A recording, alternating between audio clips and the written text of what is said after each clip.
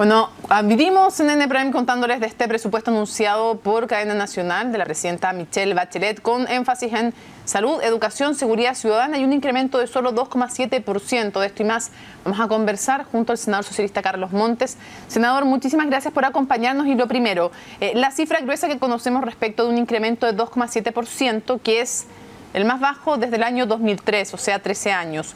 ¿Qué le pareció esa cifra? ¿Le parece adecuada o le parece insuficiente? En primer lugar, buenas noches, Mónica y Daniel. Mire, a mí me parece que este presupuesto podría haber crecido un poco más, aquí, sobre todo en inversión, porque no es lo mismo que en gasto corriente, en inversión, porque el país necesita un plan de inversiones públicas que muevan la inversión privada y que generen actividad, porque eso ayudará a salir del 2% de crecimiento, a poner una curva de crecimiento mayor.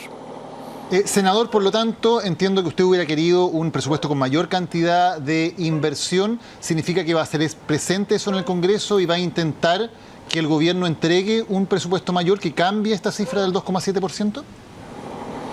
Mire, lo que pasa es que estas cifras están planteadas en términos bastante generales, entonces ahora necesitamos descomponerlas, saber, porque aquí se nos dijo que la inversión estaba creciendo, la presidenta dijo 10,8. El problema 10,8 respecto a qué, a lo que estaba planificado, programado en el presupuesto 2016 o respecto a lo que se ha ejecutado.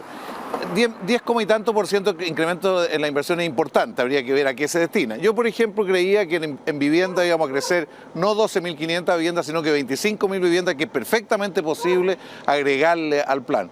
En infraestructura hay que ver, entiendo que el presupuesto de obras públicas aumenta 2,5%, por debajo del crecimiento general del presupuesto, que el ministerio que tiene más potencia de inversión, básicamente en agua potable rural y en caminos básicos.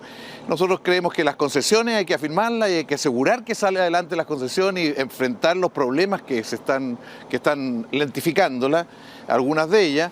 Y bueno, yo espero también de que en el año tengamos algún tipo de entendimiento con algún otro país para hacer una gran inversión pública como están haciendo los peruanos, los colombianos y los ecuatorianos, porque se puede lograr eso en ferrocarriles o en alguna otra cosa. Senador, una de las cifras también concretas que dio la presidenta es el incremento en 10% desde enero del próximo año para la pensión básica solidaria, algo que parece que es fácil de conseguir dentro de los parlamentarios, o dicho de otra forma, difícil oponerse a esa medida. ¿Qué le pareció? Mira, a mí me parece que algo justo, se esperaba, en todo caso. Todo esto va a considerarse siempre insatisfactorio, pero creo que la presidenta ha sido muy consistente. Ella creó la pensión básica solidaria, el aporte previsional solidario, y ahora pone un énfasis y plantea un crecimiento.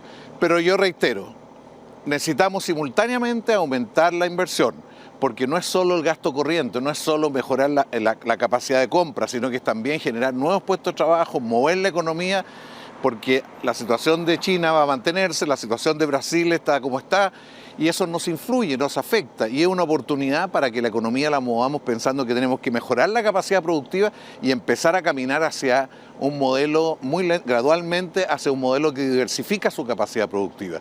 Uno dice, ¿este presupuesto es contracíclico o dentro del ciclo de disminución? Yo creo que hay que verlo. Eso depende mucho del porcentaje de inversión. O sea, senador, con lo que tenemos, que evidentemente la información completa la da mañana el ministro de Hacienda, pero con lo que sabemos hasta el momento y con esta cifra del 2,7%, ¿este presupuesto ayuda o no ayuda a reactivar la economía, a que el crecimiento sea mayor en el año 2017? Reitero que esto depende mucho de la composición del gasto, en definitiva. En definitiva depende cuánto del gasto va a inversión. ¿Y a qué inversión? ¿A qué obras? Porque lo óptimo sería obras que se invirtieran y se ejecutaran desde el primer semestre, desde los primeros meses del año, porque eso genera efectos multiplicadores sobre el resto de la economía. Esta discusión en Chile es la misma discusión en Europa. O sea, en Europa se está planteando hoy día incluso de que para esto los equilibrios estructurales, la ecuación de equilibrio, la inversión hay que ponerla por fuera, porque esto es lo que debe ayudar a mover la economía, genera más impuestos, genera más actividad. Pero bueno, eso en Chile está recién empezando ese debate, porque no podemos mantener el 2% de crecimiento, tenemos que lograr mantenerlo y aumentarlo, y ese es un desafío para el año 2017.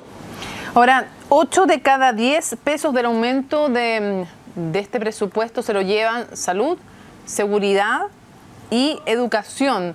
Y en general eso tiene que ver con gasto más que con inversión, pero también tiene que ver con temas que le parecen importantes a la ciudadanía. ¿Cuánto tiene que ver de este presupuesto también con el contexto electoral y cómo podría afectar ese contexto electoral el tipo de presupuesto que se diseñó? Mire, yo creo que cuando el presupuesto es restrictivo, cuando se crece menos que en los últimos 13 años, decir que es un presupuesto de campaña, la verdad que no es justo. Aquí como les decía la presidenta, se ha tratado de ser muy responsable, se ha tratado de un presupuesto muy contenido.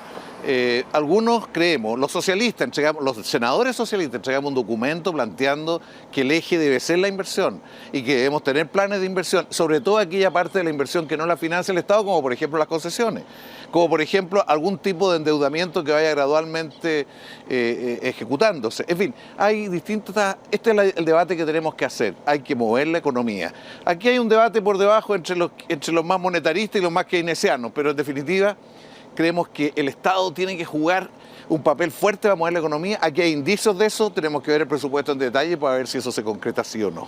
Senador, ¿y entonces el ministro de Hacienda, Rodrigo Valdés, no cree en las propuestas contracíclicas? Él es más monetarista que keynesiano, por ponerlo en la disyuntiva que usted propone. ¿Es esa visión del ministro de Hacienda la que explica que el presupuesto se construya de esta manera?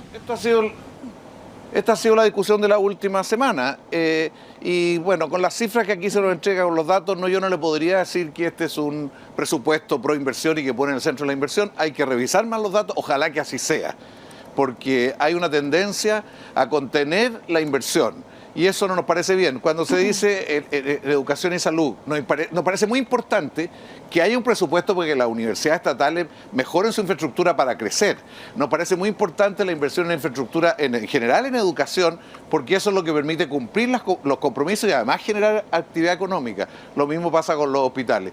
Bueno, todo hay que verlo en detalle. Y yo creo que estamos recién con los primeros antecedentes globales. Es muy difícil hacer una síntesis. La presidenta ha hecho un esfuerzo de sintetizar el conjunto. Ahora tenemos que ver en qué consiste cada uno de estos elementos y poder analizarlo y vamos a tener que ir votándolo uno a uno porque eso es tratar el presupuesto. Senador Carlos Montes, muchísimas gracias por habernos acompañado en CNN Prime. Que tenga muy buenas noches. Muchas gracias a ustedes.